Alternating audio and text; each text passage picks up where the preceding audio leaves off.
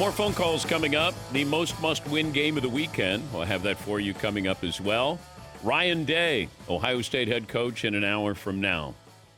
The Jags, they lost their possible head coach. Then they got their head coach, and Liam Cohen going to the Jacksonville Jaguars after saying he wasn't going to go there, then went back to Tampa.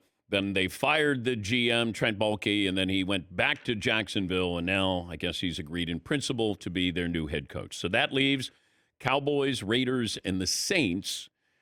I don't know if anybody's looking for somebody who's still in the playoffs, but that might be the case.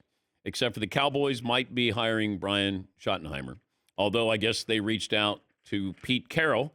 Pete Carroll was Clay Matthews' coach at USC. In fact, Pete Carroll said the greatest mistake at SC was not starting you until your fourth game of your senior year. Is that correct? That's right. Why did it take that long for him to realize what he had in you? We at the time had, littered with five-star recruits, blue chip athletes. In fact, my senior year, Everson Griffin came in and Pete had named him, or he had said that Everson could be playing in the NFL as a freshman. So he was playing in front of me. So I think it was just, you don't see a walk-on go from being a walk-on to starting for the number one ranked defense in the country. So I think that was the ultimate hang-up. And it took a loss to Oregon State on Thursday night for me to actually break the lineup. And if we had never lost, that was our only loss of the season. Who knows what the history books, who knows what would have happened. Why did you walk on at USC? I had no offers. I lied to a few people when I got to SC because I wanted to fit in. They're like, oh, where did you have offers to, class? I picked some lowly Pac-10 schools. I said Arizona State. I even ventured to say Idaho, but I didn't have any. When did you realize you could play at a high level? It was probably my third year there, so my redshirt sophomore year. I started getting on some special teams and making some plays, kickoff, punt. Just kind of had a knack for it, and ended up winning Special Teams Player of the Year that year, as well as the following 2 years. So after that year, I felt like I could play, but to say that I would have been a first-round draft pick, I would have been lying to you. You're a six-time Pro Bowler and the Packers' all-time sack leader. Has your name been mentioned for Hall of Fame? I'd like to think so. So this year I was shocked when my name wasn't one of the 170 guys, or however that works. And I had my agent look into it because I thought I at least deserved the opportunity to be within that group of gentlemen. And apparently you have to have somebody nominate you. And the person who was the Packers, who heads the Packers, wasn't aware that my 5 years since retiring was up. So I just got skipped over, and he assured my representatives that next year that wouldn't be an issue. But that leads to another conversation, which is, the process of nominating people. I mean, it's let's just say cooler heads, prevail, just because I was a little hot about it. Well, it's tricky though, because it should be if somebody says your name and then you go, yeah, Hall of Famer. But now we see it where you're not a Hall of Famer now, but in 4 years you might be a Hall of Famer. You didn't play any more games, so I don't know how that worked. Like Sterling Sharp, I think Sterling Sharp's a Hall of Famer. I mean, if we're going to put Terrell Davis in injury-shortened career, or Gale, he was incredible. He won the Triple Crown, I think, maybe the first guy to win the receiving Triple Crown. Yeah, Dan, we went through this with my dad, as a matter of fact. So my dad, 19-year career, four-time Pro Bowler, just most games played by a linebacker, might have the most tackles by a linebacker up there with Seau. But he played for a small market in Cleveland for 16 years, never won a championship, and wasn't, big on promoting himself. And ultimately, for the first 24 years, he would make the top 75, top 25. And it wasn't until the last couple of years when my sister, really, I got to give her credit, she really started campaigning, politicking, where the last year, the 25th year, my father finished sixth. The voters came out, they told her confident, like, hey, he was in that top 10, but finished sixth. So like you had said, He didn't play any more games. He didn't do anything different within those 25 years since retiring in 96. Yet somehow he was, a couple votes away from being enshrined into the Hall of Fame, but he didn't for, the 20 years before that. It's an odd process, but I do understand what you're saying. There's guys who are, no doubt, surefire Hall of Famers. And then there's those who, kind of have to wait a little bit. What did it do? Break your dad's heart?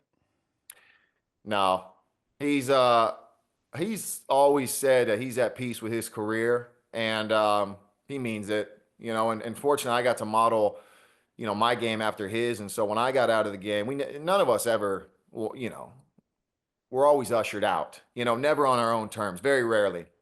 And so I think that has allowed not only myself, not to make this about myself, but just watching him and how he left the game, so to speak, conduct himself really. Talking to Clay Matthews, Super Bowl champ with the Packers, six-time Pro Bowler, joining us on behalf of Colt. We'll get to that here in a moment. Last time you talked to Aaron Rodgers was when?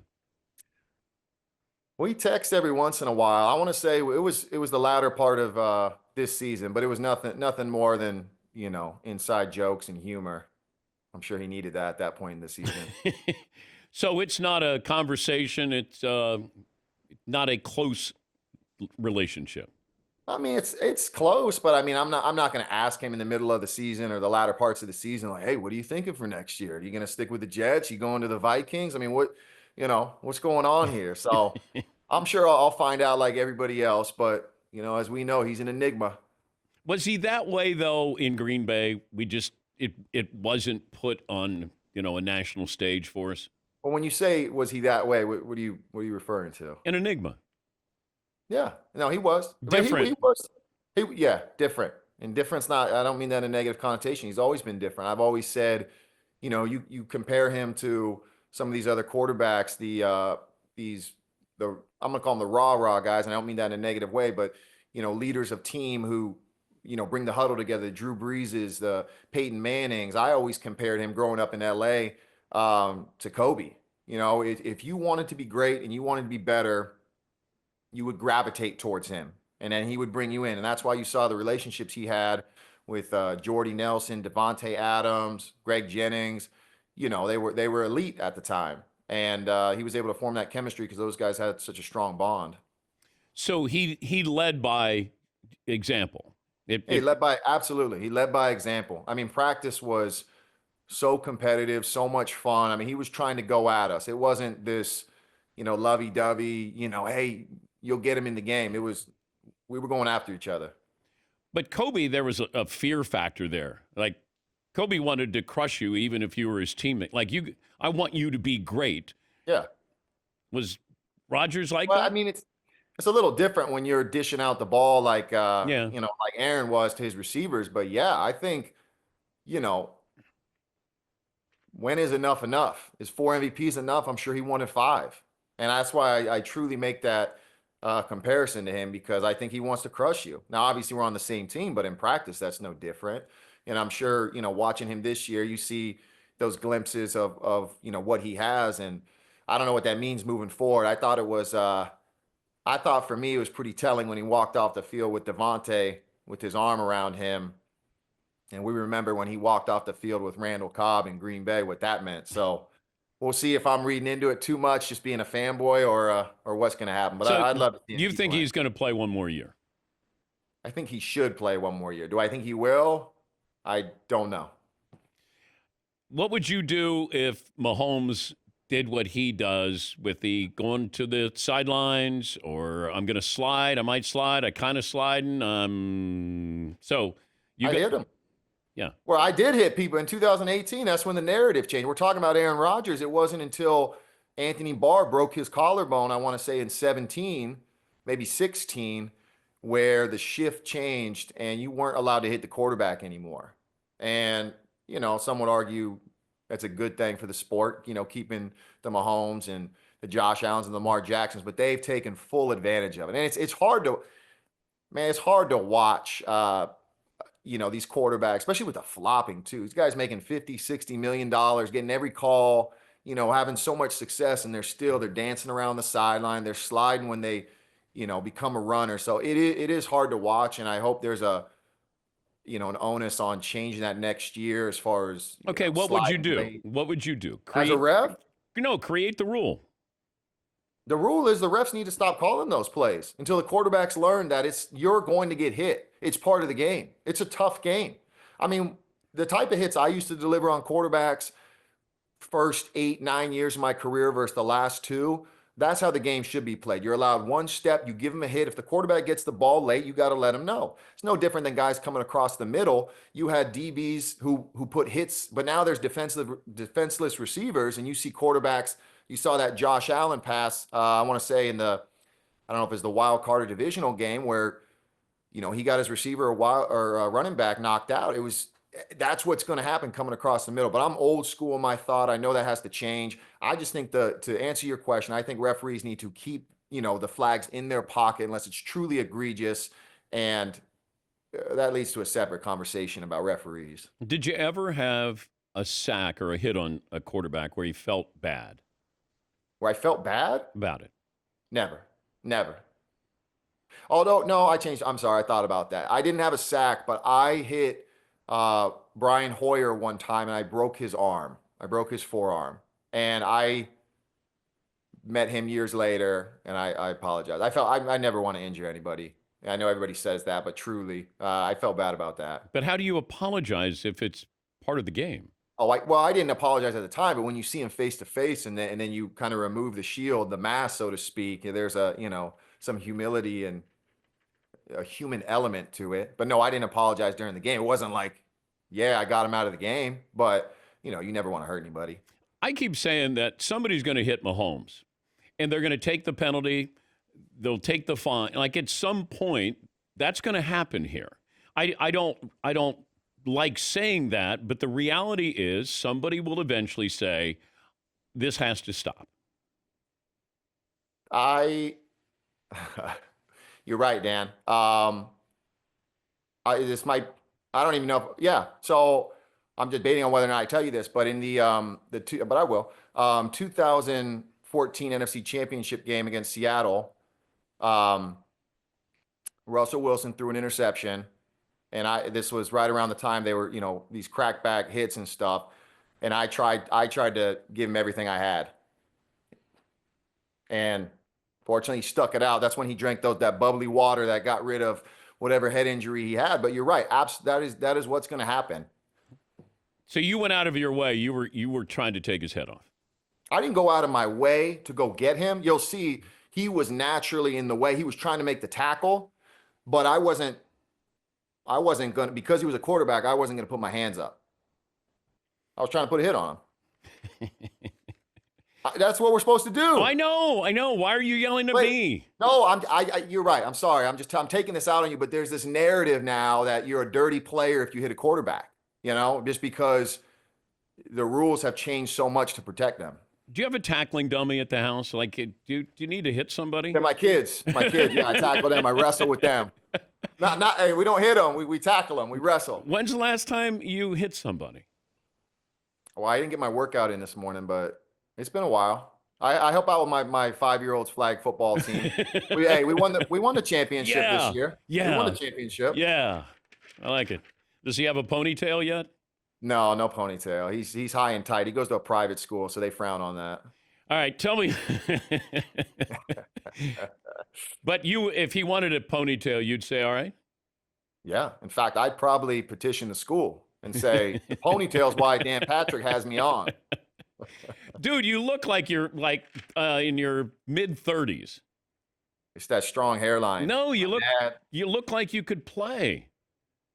Well, listen, I mean, I felt like I could still play after year 11 with the Rams, but this is a separate conversation. I was ready to move on to be a dad. It was my second chapter, third chapter, whatever it was in life. I was ready to be a dad, but I felt like I could still play. I don't know about right now, but I appreciate the compliment. All right, tell us what you're doing with safetyimpactaward.com. Yeah, so I appreciate you first giving me the opportunity to talk about this. It's something that means a great deal to me, having a young family, being an outdoorsman and a firearm enthusiast. But ultimately, I teamed up with Glock this year to launch the Safety Impact Award. which highlights the critical mission of educating everybody on safe and responsible firearm ownership. Together, we're honoring nonprofit organizations that have shown an exceptional commitment to safety within the firearm industry. And it's not just me, it's Hall of Famer Joe Thomas, Super Bowl champions Adam Vinatieri, Fletcher Cox.